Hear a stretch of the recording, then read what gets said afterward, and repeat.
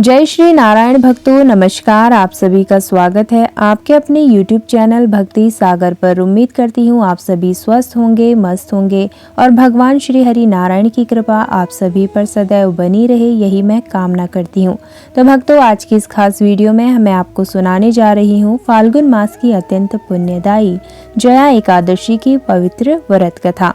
और यह केवल एक कथा नहीं है, यह उस आत्मा की कहानी है जो अपने कर्मों के कारण देवलोक से गिरकर पिशाच योनि तक पहुंच गई और फिर एक ही व्रत ने उसे फिर से भगवान श्री विष्णु के चरणों तक पहुंचा दिया।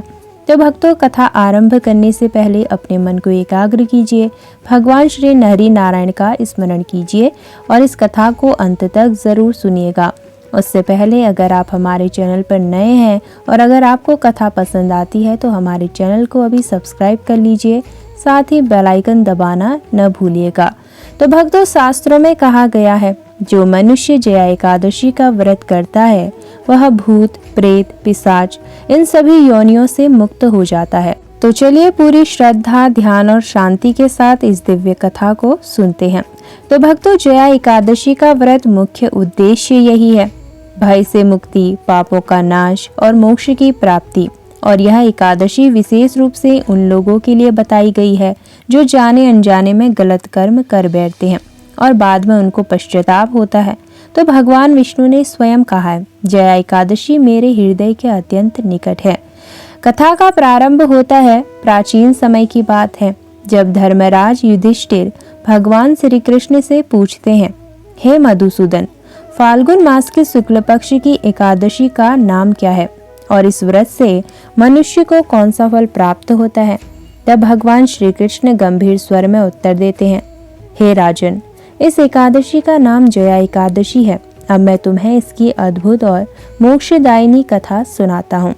तो भगवान विष्णु कथा सुनाते हैं युधिष्ठिर को और कथा आरंभ होती है। उस समय देवलोक में आनंद, संगीत और सौंदर्य का साम्राज्य था। देवराज इंद्र की सभा में नित्य नित्य गायन होता था। अप्सराएं और गंधर्व देवताओं का मनोरंजन करते थे। उन्हीं गंधर्वों में एक थे माल्यवान और उनकी पत्नी पुष्पवंती। तो दोनों अत्यंत सुंदर थे, संगीत और नृत्य में निपुण भी रहे। एक दिन इंद्र सभा में नृत्य चल रहा था, लेकिन उसी समय माल्यवान और पुष्पवंती अपने कर्तव्य को भूल गए। उनका मन नृत्य से हटकर एक दूसरे में उलझ गया। देवराज इंद्र यह सब देख रहे थे। कर्तव्य में लापरवाही देवलोक में अपराध मानी जाती है। तो क्रोधित होकर देवराज इंद्र बोले, तुम दोनों ने देव कार्य में लापरवाही की है, इसलिए तुम देवलोक से गिरकर पिशाच योनि में जाओगे। क्षण भर में दोनों का दिव्य तेज नष्ट हो गया और वे पृथ्वी पर आ गिरे। भक्तों, पिशाच योनि सबसे पीड़ादायक योनि मानी जाती है। न भोजन की तृप्ति, न नींद का सुख और हर पल भय और भूख का चिंता लगा रहता है, मन में डर रहता है। तो माल्यवान और पुष्पवंती हिमालय की गुफाओं में रहने लगे। तो सबसे बड़ी बात यह थी, उन्हें अपने पूर्व जन्म की सब याद था। जो उनका पूर्व जन्म रहा कि उन्होंने क्या गलती करी, उन्हें वो सब ज्ञात था। तो उस दिन उन्हें भोजन नहीं मिला। समय बीतता गया। एक दिन फाल्गुन मास की शुक्ल पक्ष की एकादशी आई और वह भूख के कारण वे पूरी रात जागते रहे।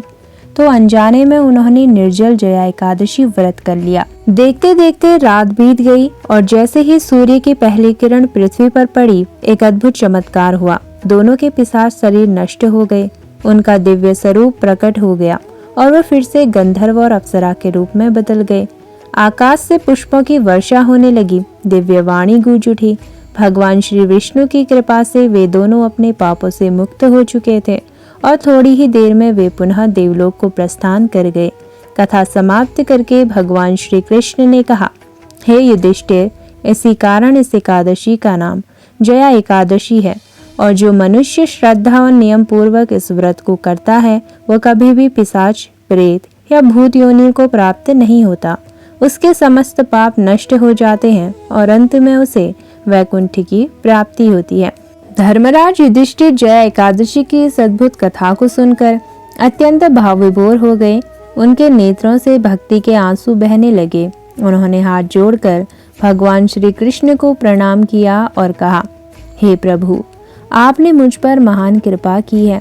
आज मैं समझ सका कि एकादशी व्रत का प्रभाव कितना महान होता है। और जो प्राणी अनजाने में भी इस व्रत को कर ले उसका भी ऐसा कल्याण होता है। तो जो श्रद्धा और नियम से इसे करता होगा उसे कितना उत्तम फल प्राप्त होता होगा। तब भगवान श्री कृष्ण ने युधिष्ठिर को जया एकादशी के व्रत का फल विस्तार पूर्वक बताना आरंभ किया। उन्होंने कहा, हे राजन, जो मनुष्य जया एकादशी का व्रत करते हैं वह अपने जीवन में किए गए छोटे बड़े सभी पापों से मुक्त हो जाता है, चाहे वह पाप जानकर किया गया हो या अनजाने में। इस व्रत के प्रभाव से सब नष्ट हो जाते हैं। और जो व्यक्ति इस एकादशी के दिन संयम रखता है, सत्य बोलता है और भगवान विष्णु का स्मरण करता है, उसके जीवन से भय सदा के लिए दूर हो जाते हैं।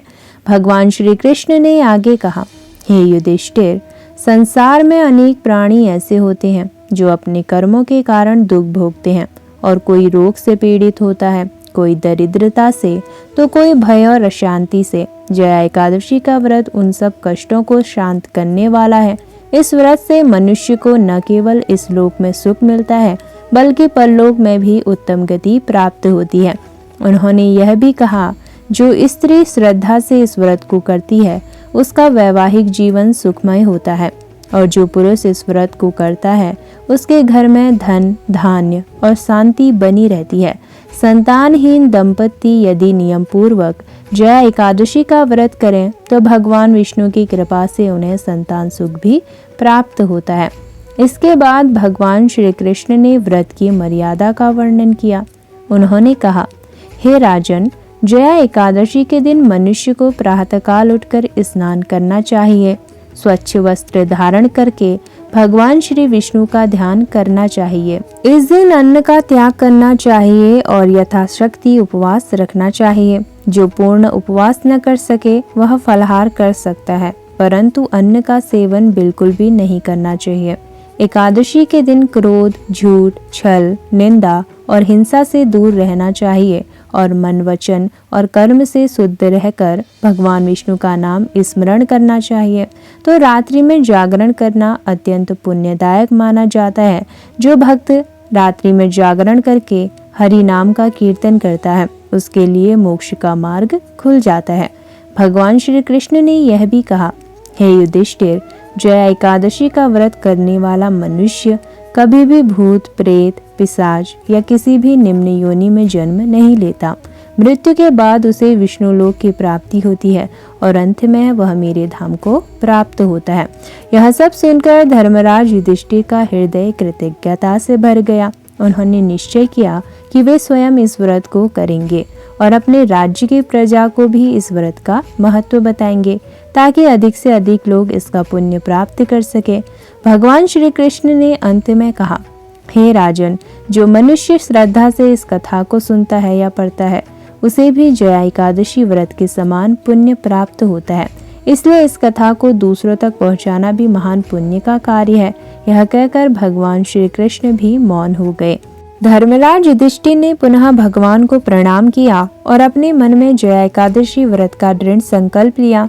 इसी कारण से आज भी श्रद्धालु भक्त फाल्गुन मास की शुक्ल पक्ष की एकादशी को जया एकादशी के नाम से जानते हैं और श्रद्धा, विश्वास तथा नियम के साथ इस व्रत को करते हैं। तो जो मनुष्य इस पवित्र व्रत का पालन करता है उसके जीवन से भय, दुख और पाप स्वतः दूर हो जाते हैं और भगवान श्री विष्णु की कृपा से उसका जीवन सफल हो जाता है। धर्मराज युधिष्ठिर के मन में अब भी अनेक जिज्ञासाएं थी। भगवान श्री कृष्ण की वाणी ने उनके हृदय को शांत तो कर दिया था, परंतु उनके भीतर यह जानने की इच्छा जाग उठी कि यह व्रत केवल कथा तक ही सीमित है या इसका प्रभाव आज के मनुष्य के जीवन में भी उतना ही गहरा है। उन्होंने फिर भगवान श्री कृष्ण की ओर देखा और विनम्र स्वर में कहा, हे जनार्दन, आज का मनुष्य अनेक प्रकार के कष्टों से घिरा हुआ है। कोई भय में जी रहा है, कोई असफलता से टूट चुका है, तो कोई अपने ही मन के बोझ से दबा हुआ है। ऐसे समय में यह जया एकादशी का व्रत मनुष्य के जीवन को कैसे बदलता है, कृपा कर यह भी विस्तार से समझाइए। भगवान श्री कृष्ण ने युधिष्ठिर की ओर करुणा दृष्टि से देखा। उन्होंने धीमे और गंभीर स्वर में कहा, हे राजन, कलयुग में मनुष्य का सबसे बड़ा शत्रु उसका अपना मन है। मन जब अशांत होता है तब भय जन्म लेता है। जब भय बढ़ता है तब पाप और गलत कर्म होने लगते हैं। जया एकादशी का व्रत मनुष्य के इसी भय को जड़ से समाप्त करता है। तो भगवान ने आगे कहा, इस एकादशी का प्रभाव केवल देह तक सीमित नहीं, यह मन, बुद्धि और आत्मा तीनों को शुद्ध करता है। जो व्यक्ति इस दिन संयम रखता है वह अपने भीतर छिपे अंधकार को पहचान पाता है और यही कारण है कि इस एकादशी को जया एकादशी कहा गया है, अर्थात विजय दिलाने वाली। युधिष्ठिर ध्यानपूर्वक सुन रहे थे। भगवान श्री कृष्ण ने कथा को आगे बढ़ाते हुए कहा, हे राजन, बहुत से लोग यह सोचते हैं कि व्रत केवल भूखे रहने का नाम है, परंतु वास्तव में व्रत का अर्थ है इंद्रियों पर विजय। जया एकादशी का व्रत मनुष्य को यही सिखाता है कि वह अपनी इच्छाओं पर नियंत्रण कैसे रखे। उन्होंने कहा, जो मनुष्य इस दिन क्रोध को त्याग देता है वह अपने सबसे बड़े शत्रु को पराजित कर देता है, और जो इस दिन निंदा नहीं करता वह अपने कर्मों को शुद्ध कर लेता है, और जो इस दिन भगवान विष्णु का नाम लेता है उसके जीवन में स्वयं धर्म का वास होने लगता है। भगवान श्री कृष्ण ने युधिष्ठिर को एक और गूढ़ रहस्य बताया। हे राजन, बहुत से प्राणी ऐसे होते हैं जो अपने पिछले जन्मों के कर्मों का भार इस जन्म में ढो रहे होते हैं। उन्हें बिना कारण भय लगता है, नींद नहीं आती, मन अशांत रहता है। ऐसे लोगों के लिए जया एकादशी का व्रत विशेष फलदायी है। यह व्रत उनके अदृश्य बंधनों को धीरे धीरे काट देता है। यह सुनकर युधिष्ठिर को माल्यवान और पुष्पवंती की कथा स्मरण हो आई। उन्होंने समझ लिया कि जिस प्रकार पिशाच योनि का बंधन टूटा था, उसी प्रकार मनुष्य के भीतर के बंधन भी इस व्रत से टूटते हैं। भगवान श्री कृष्ण ने कहा, हे राजन, जो व्यक्ति सच्चे मन से इस एकादशी को करता है उसके जीवन में एक नई शुरुआत होती है।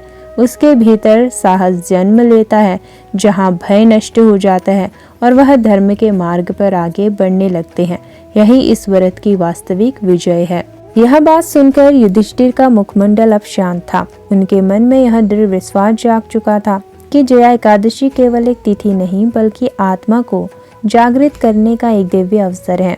भगवान श्री कृष्ण ने अपनी बात समाप्त करते हुए कहा, हे राजन, जब मनुष्य अपने भीतर की अज्ञानता पर विजय प्राप्त कर लेता है तभी वह सच्चे अर्थों में जया एकादशी को प्राप्त करता है, और यही इस व्रत का गूढ़ अर्थ है।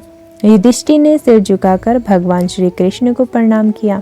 उनके हृदय में अब कोई प्रश्न नहीं था, केवल श्रद्धा थी, विश्वास था और धर्म के मार्ग पर आगे बढ़ने का संकल्प था। यही कारण है कि युगों युगों से फाल्गुन मास की शुक्ल पक्ष की इस एकादशी को श्रद्धा और विश्वास के साथ जया एकादशी के रूप में मनाया जाता है।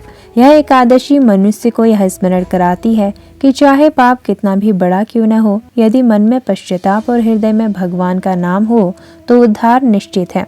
और जो इस कथा को श्रद्धा से सुनता है, जो इसे दूसरों तक पहुंचाता है और जो इस दिन संयम, सत्य और भक्ति का मार्ग अपनाता है, उसका जीवन धीरे धीरे प्रकाश की ओर बढ़ने लगता है।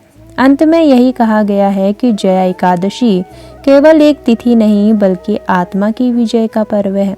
उस विजय का जिसमें मनुष्य अपने भाव, अपने अज्ञान और अपने पापों पर विजय प्राप्त करता है। इसी विश्वास और इसी भाव के साथ यह पवित्र कथा संपूर्ण होती है। इति श्री जया एकादशी व्रत कथा संपूर्ण। भगवान श्री विष्णु की कृपा आप सभी पर बनी रहे। अगर आपको कथा पसंद आई हो तो वीडियो को लाइक करें और दूसरों तक भी वीडियो को ज़रूर पहुंचाएं। भगवान श्री हरि नारायण की कृपा आप सभी के समस्त परिवारजनों पर सदैव बनी रहे।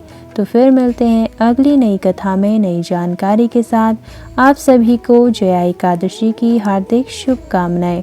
जय श्री हरि, जय श्री नारायण।